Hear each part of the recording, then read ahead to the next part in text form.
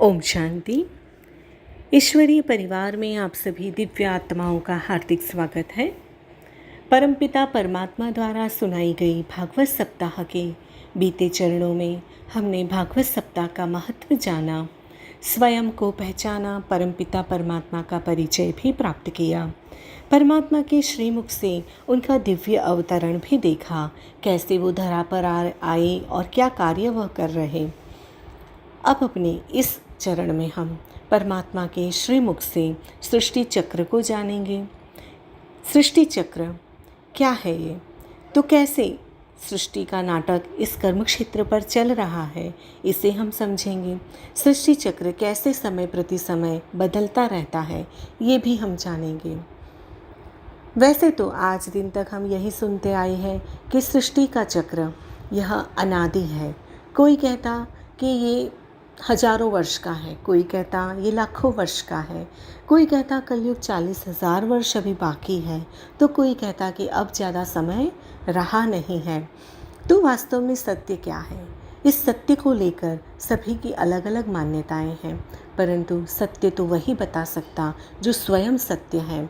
और सत्य तो केवल शिव के बारे में ही कहा जाता सत्यम शिवम सुंदरम, क्योंकि शिव ही है जो सदा सत्य है, और सदा सत्य है वही तो हमें सत्य बात बता सकता है। तो आइए परमात्मा के श्रीमुख से ही हम इस सत्य को जानें। तो परमात्मा कहते कि वास्तव में ये दुनिया एक बेहद का नाटक है, जिसकी कोई सीमा नहीं, जिसमें प्रत्येक मनुष्यात्मा स्वयं को मिला हुआ पार्ट प्ले कर रही है। आप देखते हैं जब दुनिया में हम वैसे भी हम टीवी पर या कहीं मंच पर कोई नाटक देखते हैं, तो क्या देखते हैं हम? नाटक में जो भी पात्र स्टेज पर आते हैं, मंच पर आते, अपना पार्ट प्ले करते, तो उनका पार्ट तो पहले से ही फिक्स होता है ना। वो स्टेज पर आकर उसे चेंज तो नहीं कर सकते कि ये व्यक्ति बदल रहा तो मैं बदलूं, क्योंकि उनका ड्रामा पहले से ही फिक्स है। दूसरी चीज़, जब वह मंच पर आकर नाटक प्ले करते हैं तो सारे के सारे पात्र एक साथ तो मंच पर नहीं आते। जब जिस कलाकार का पार्ट आता है तो वह मंच पर आता है, अपना पार्ट प्ले करता है, और धीरे धीरे करके सारे पात्र मंच पर आते जाते हैं। जब नाटक पूरा होता है तो सारे के सारे जितने भी कलाकार हैं वह सभी उस मंच पर एक साथ आते हैं, डायरेक्टर भी आते हैं और नए नाटक की घोषणा करके वह चले जाते हैं और ऑडियंस का शुक्रिया भी करते हैं।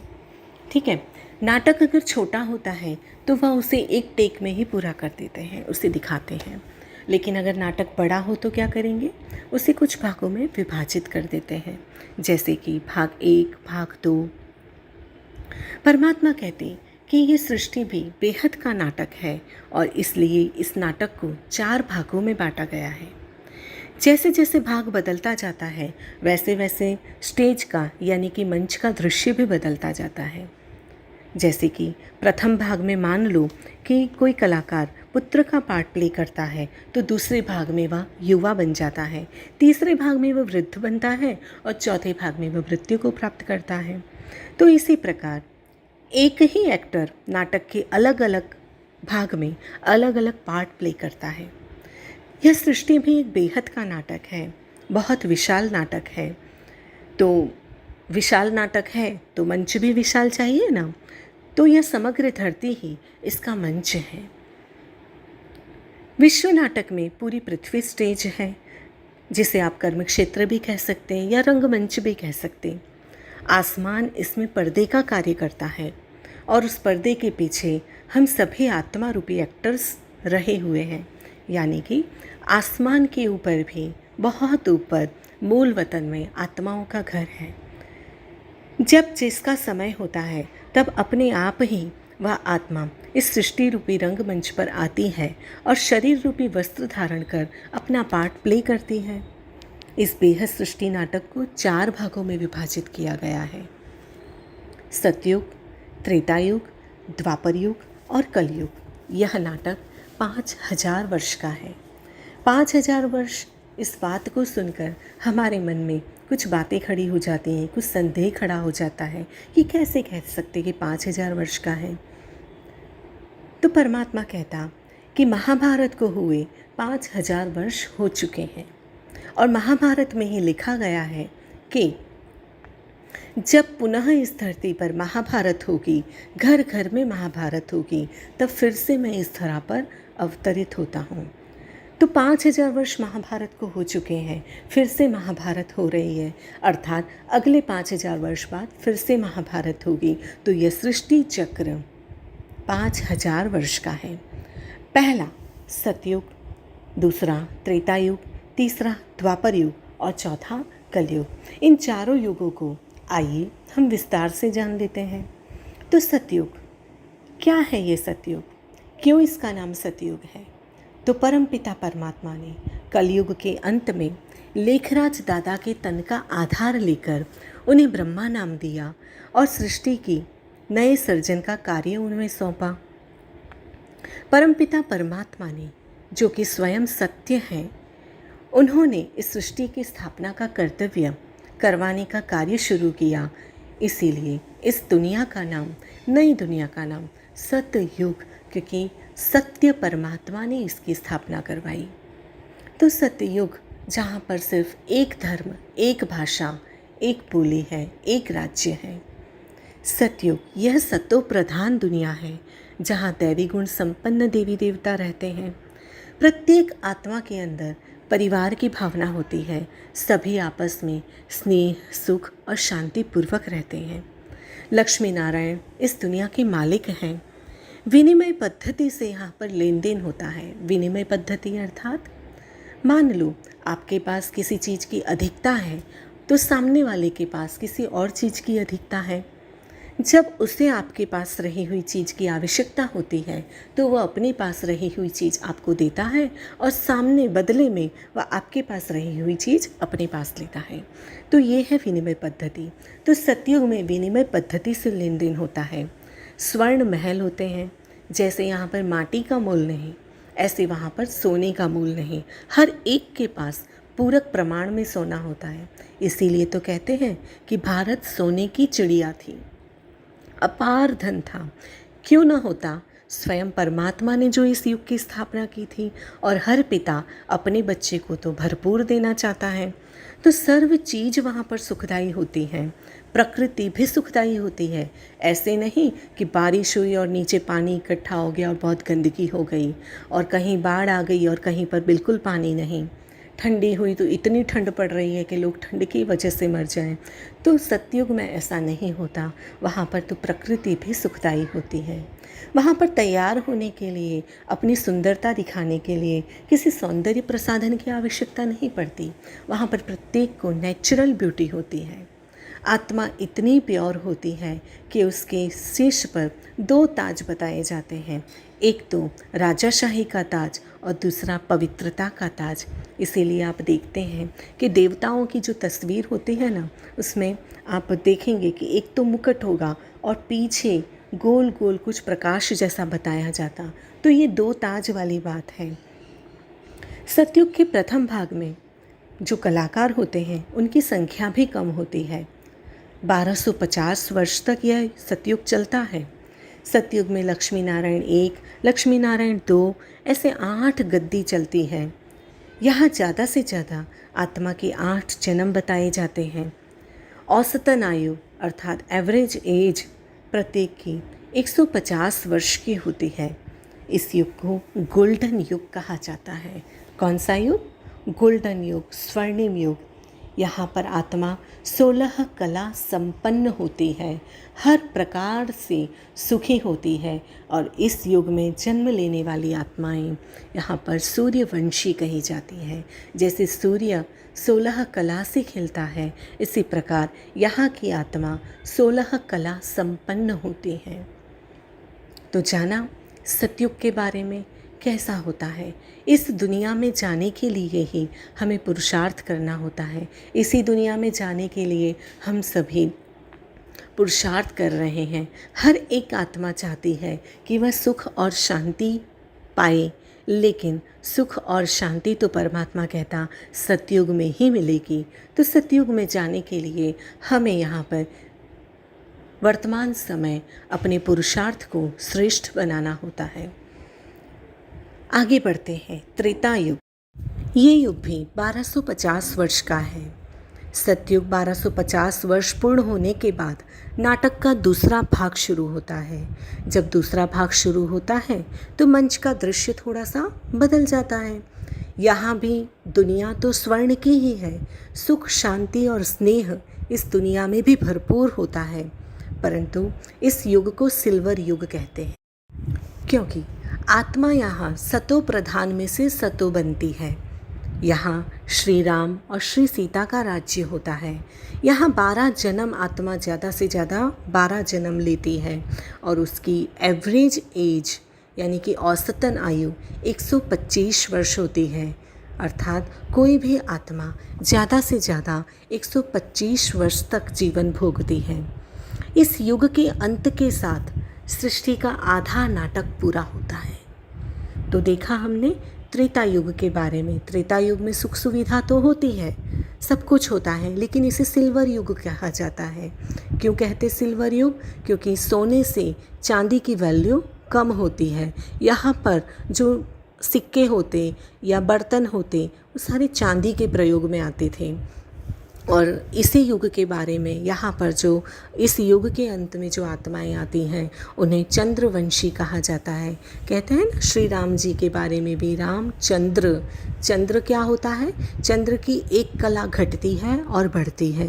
जैसे कि अमावस्या की ओर जाता है चंद्र तो वो बिल्कुल गुप्त होता जाता है, छोटा होता जाता है, और जब पूर्णमासी की ओर जाता है तो वह बढ़ता जाता है। चंद्र के बारे में कहा जाता है कि चंद्र के अंदर एक दाग है, जबकि सूर्य के बारे में ये नहीं कहा जाता। तो सतयुग में जो जन्म लेने वाली आत्माएं वो 16 कला संपन्न हैं, और त्रेता में जो जन्म लेने वाली आत्माएं हैं वह 14 कला संपन्न है, यानी कि 2 कला कम हो गई। इसीलिए सतयुग से त्रेता की वैल्यू कम बताई जाती है। इस युग के अंत के साथ सृष्टि का आधा नाटक पूरा हो जाता है। आगे बढ़ते हैं। द्वापर युग, तीसरा युग। तो द्वापर युग से सृष्टि नाटक का तीसरा भाग शुरू होता है। इस युग में जो विशेष एक्टर होते हैं वो नीचे आते हैं, धरती पर आते हैं। सर्वप्रथम इब्राहिम आए और उन्होंने इस्लाम धर्म की स्थापना की। उन्होंने अपने धर्म का उपदेश दिया और उनके फॉलोअर्स उनके आने के बाद सृष्टि रंगमंच पर आना शुरू होते हैं। उसी प्रकार गौतम बुद्ध, उनके द्वारा बौद्ध धर्म की स्थापना हुई और उसके बाद क्रिश्चियन धर्म की स्थापना हुई क्राइस्ट के द्वारा। जब ये धर्म स्थापक होते हैं तब उनके बारे में कोई पुस्तक नहीं बनता, लेकिन धर्म स्थापकों के जाने के बाद उस धर्म का धर्म पुस्तक बनता है। इसीलिए उन धर्म पुस्तकों में थोड़ी बहुत मिलावट होना स्वाभाविक है। सृष्टि नाटक के इस तीसरे भाग में सृष्टि मंच पर कलाकारों की संख्या बढ़ती जाती है। नाटक जब शुरू होता है तो पात्र कम होते हैं। सतयुग में पात्र कम थे, त्रेता में पात्र बढ़े और द्वापर में पात्र और बढ़ गए। यहाँ सभी देहभान में आकर अपना कर्म करने लगते हैं, क्योंकि जब ज़्यादा लोग होते हैं ना तो स्पर्धा बढ़ जाती है, देखा देखी बढ़ जाती है, और जब देखा देखी बढ़ती है तो हर एक व्यक्ति ये चाहता है कि वो अन्य से अच्छा दिखे, अच्छा पाए, अच्छा खाए, है ना। तो ये कंपैरिजन आने लगता है। तो शरीर का भान जब आया तो रावण राज्य की शुरुआत हो गई। हम पहले भी बता चुके कि रावण कोई एक व्यक्ति का नाम नहीं। रावण के जो 10 शीर्ष हैं वह 5 विकार स्त्री के और 5 विकार पुरुष के, ऐसे 10 विकार मिलके एक रावण बनता है। तो हर एक आत्मा के अंदर फिर क्या हुआ, रावण उत्पन्न होना शुरू हो गया, है ना। क्योंकि शरीर का भान आया, देखा देखी बढ़ गई, तो हर एक के अंदर विकार उत्पन्न शुरू होने लगे, जैसे काम, क्रोध, लोभ, मोह, अहंकार, ईर्ष्या, द्वेष, घृणा, तिरस्कार, अपमान। तो रावण राज्य की शुरुआत हुई। इस युग को ताम्र युग कहा जाता है। यहाँ पर बर्तन, सिक्के ये सब भी तांबे के यूज़ होते हैं। यहाँ पर जन्म लेने वाली आत्माएं, उनकी बुद्धि रजो प्रधान बताई जाती हैं। सतयुग में सतो प्रधान, त्रेता में सतो और द्वापर आते आते बुद्धि क्या हो गई, रजो प्रधान, यानी कि राजस्वी गुण हर एक में ये हो गया कि मैं हूँ, मैं का भान आ गया, और इस मैं ने ही आत्माओं के अंदर विकारों को उत्पन्न किया। तो इसी कारण से आत्मा की यहाँ पे कला भी घट गई। कितनी कला हो गई, 8 कला। जो सतयुग में 16 कला थी, त्रेता में 14 कला थी, वह द्वापर आते आते 8 कला हो गई। इस युग में जन्म लेने वाली आत्माओं की एवरेज आयु वह भी 100 वर्ष बताई जाती है, यानी कि कोई भी आत्मा ज़्यादा से ज़्यादा 100 वर्ष का जीवन भोगती है। आगे बढ़ते हैं, चौथा भाग अपना। नाटक का जब तीसरा भाग पूरा होता है तो चौथा युग शुरू होता है, और इस युग को कलयुग कहते हैं। प्रारंभ में सतयुग में जो सतो प्रधान संस्कार थे वो बदलकर आत्माओं के संस्कार तमो प्रधान बन जाते हैं। सृष्टि नाटक का अभी आप देखेंगे तो ये लास्ट पीरियड ही तो चल रहा है। सृष्टि पर आज देखते हैं चारों ओर दुख और अशांति का वातावरण बना हुआ है। प्रत्येक आत्मा परेशान है, हर एक आत्मा त्राही माम कर रही है और परमात्मा को प्राप्त करने के लिए, परमात्मा से मिलने के लिए हर प्रकार का प्रयास कर रही है। कलयुग को कलह युग भी कहा जाता है, जब घर घर में कलह क्लेश होते हैं। इस युग को लोह युग भी कहते हैं। लोह युग क्यों? क्योंकि यहाँ पर लोहे का प्रयोग बढ़ गया है। इस युग में जो बर्तन यूज़ होते हैं वो भी स्टील के यूज़ होते हैं, है ना। स्टील के बर्तन ज़्यादा हम देखने को मिलते हैं। तो कलयुग का लास्ट पीरियड अभी चल रहा है, ये आप कैसे कह सकते हैं? तो भागवत महाभारत में कलयुग के अंत की जो निशानियाँ बताई गई हैं वो वर्तमान समय में हम प्रत्यक्ष देख रहे हैं। जैसे कि महाभारत में बताया गया कि अनाज पैकेट में बिकेगा, घी दूध पैकेट में मिलेगा, गाय विष्ठा में मुंह डालेगी और कन्या अपने मुख से अपना पति मांगेगी, आकाश में से अग्नि वर्षा होगी, घर बैठे भगवान की प्राप्ति होगी, वगैरह निशानियाँ हम वर्तमान समय देख ही तो रहे हैं। कलयुग के अंत का समय होने से यहाँ पर जनसंख्या भी क्या हो जाती है, बहुत बढ़ जाती है। तो नाटक के अंत का समय ये चल रहा है, और इस युग में जन्म लेने वाली आत्मा में एक भी कला नहीं रहती, है ना। जो कला 16 कला थी वह 14 हुई, 14 से द्वापर आते आते वह 8 हुई, और कलयुग आते आते आत्मा ने अपनी कला खो दी, यानी आत्मा बिल्कुल कलाहीन हो गई। तो नाटक का जो अंत समय चल रहा, तो नाटक जब बड़ा होता है और जब वह पूरा होने आता है तो सारे के सारे पात्र सृष्टि मंच पर आ जाते हैं। तो परमात्मा कहते ज़्यादातर आत्माएं परम धाम छोड़ इस सृष्टि रंगमंच पर आ चुकी हैं। कुछ आत्माएं अभी बाकी हैं, पर वो भी आ जाएंगी, और इसके साथ ही ये नाटक पूरा होगा। वर्तमान समय नाटक के अंत में नाटक के डायरेक्टर कौन है? इस नाटक के डायरेक्टर स्वयं परमपिता परमात्मा शिव बाबा। तो वो भी मंच पर आ चुके हैं। एक शो पूरा होता है तो उसके बाद क्या होता है, दूसरा शो शुरू होता है। तो परमात्मा कहते एक शो पूरा हो चुका है, अब 5000 वर्ष के बाद फिर से नाटक प्रथम भाग से शुरू होगा। तो कलयुग के अंत और सतयुग के आदि के बीच के इस समय को संगम युग भी कहा जाता है। तो इस समय को मर्यादा पुरुषोत्तम युग भी कहा जाता है, क्योंकि यहाँ पर इस युग में डायरेक्टर स्वयं आकर डायरेक्शन देते हैं, नई दुनिया के लिए आत्माओं को तैयार करते हैं, आत्मा रूपी सीता को उसकी मर्यादाओं का ज्ञान देते हैं कि तुम्हें अपनी इस मर्यादा रूपी लकीर को पार नहीं करना है। यहीं पर आत्मा पुरुष में से उत्तम पुरुष बनती है, और इस प्रकार इस युग को मर्यादा पुरुषोत्तम युग भी कहा जाता है। तो आत्माएं यहाँ पर नई दुनिया के लिए तैयार होती हैं, परंतु कैसे? तो परमात्मा ईश्वरीय ज्ञान, योग, दैवी गुणों की धारणा और ईश्वरीय सेवा, इन 4 विषयों के द्वारा आत्मा को तमो प्रधान से सतो प्रधान बनाते हैं। तो देखा आपने सतयुग त्रेता में अगर हमें आना है तो संगम युग पर हमें उच्च कर्तव्य करने आवश्यक हैं। संगम युग कौन सा? जो वर्तमान समय जो आत्माएं डायरेक्ट परमपिता परमात्मा से ज्ञान सुन रहे, ज्ञान ले रहे और परमात्मा जो श्रेष्ठ मत दे रहा, उस मत को जो लोग फॉलो करते, जो पालन करते, तो वो आत्माएं संगम युग पर उच्च कर्तव्य करते हैं और उच्च कर्तव्य करने के आधार पर ही वह सतयुग और त्रेता में सुख शांति वाली दुनिया में आ सकते हैं। तो सतयुग त्रेता को ब्रह्मा का दिन कहा जाता है। दिन क्यों कहा जाता? दिन यानी कि सुख, दिन के साथ सुख को जोड़ा जाता है। तो परमात्मा कहते कि ये वो युग है जहाँ पर किसी भी प्रकार का डर नहीं होता, चोरी का भय नहीं होता, ताले लगाने की आवश्यकता नहीं, वहाँ पर पुलिस, वकील, डॉक्टर इन सब की भी ज़रूरत नहीं होती। क्यों? क्योंकि सतयुग त्रेता में हर आत्मा सुखी है। इच्छा मात्रम अविद्या, वहाँ पर किसी भी प्रकार की अप्राप्ति नहीं है। जहाँ अप्राप्ति होती है ना, वहाँ पर दुख होता है। परमात्मा कहते हैं सतयुग त्रेता में तो आपको सिर्फ सुख ही सुख भोगना है। आगे वो बताते हैं कि द्वापर कलयुग, इसे ब्रह्मा की रात्रि कहा जाता है।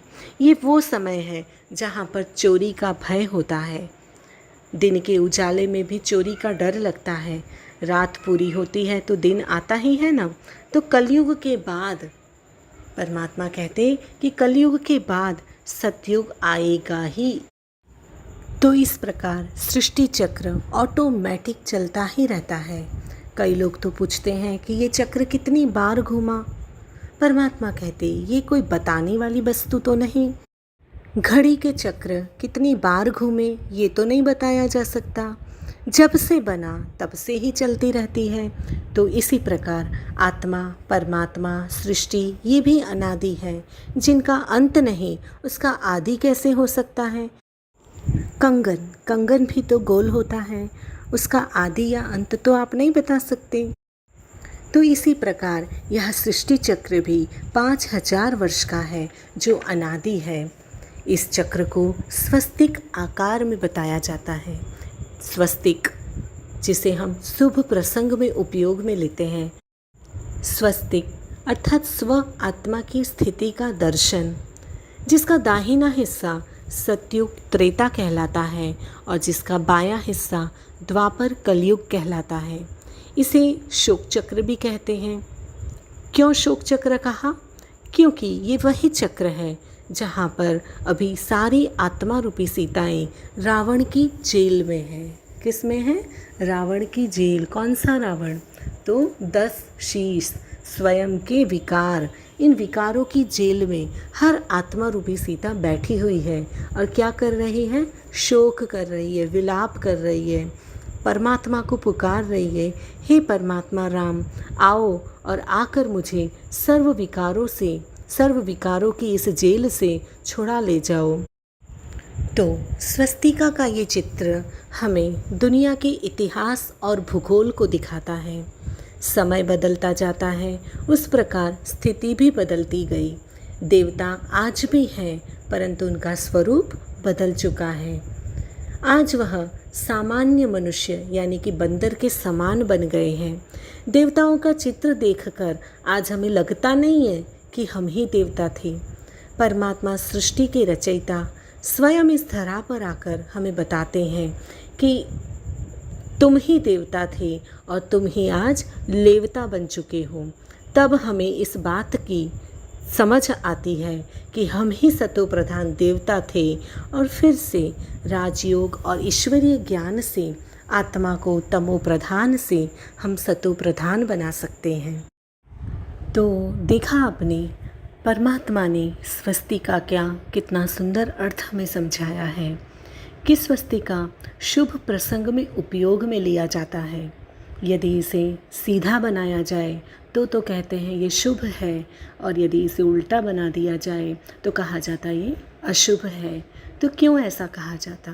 उल्टे और सीधे का मतलब क्या है? क्योंकि परमात्मा जब धरा पर आते तो वह सुख की दुनिया की स्थापना करते हैं, सतयुगी दुनिया की स्थापना करते हैं। तो स्वस्तिका का जो दायां हिस्सा है वह सुख वाला है, और जब आत्माएं वाम मार्ग में आती हैं तो वह दुखी हो जाती हैं। इसीलिए भक्ति मार्ग में, धार्मिक कार्यों में स्वस्तिका को सीधा बनाना शुभ माना जाता है कि यदि इसे सीधा बनाएंगे तो जो कार्य हम कर रहे हैं वह शुभ फलदायी होगा, और अगर ये उल्टा बन गया तो जिस कार्य की हमने शुरुआत की है वह अशुभ फलदायी होगा। दूसरी बात जो परमात्मा ने बताई, स्वस्तिका अर्थात स्व आत्मा की स्थिति का दर्शन। तो प्रत्येक आत्मा को स्व स्थिति को देखना है, स्वस्तिका के आधार पर उसे अपना चेकिंग करना है कि हम कहाँ पर खड़े हैं। क्या हम सतयुग में खड़े हैं इस वक्त, या त्रेता में, या द्वापर में, या कलयुग में, कहाँ खड़े हैं हम।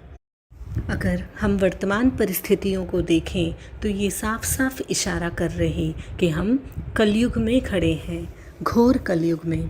परंतु परमात्मा कहता कि जो मेरे बच्चे हैं, जो मेरे द्वारा ज्ञान सुन रहे, जो मुझसे डायरेक्ट पालना ले रहे हैं, जो सतयुगी दुनिया में जाने का पुरुषार्थ कर रहे हैं, वो मेरे बच्चे इस वक्त संगम युग पे खड़े हैं।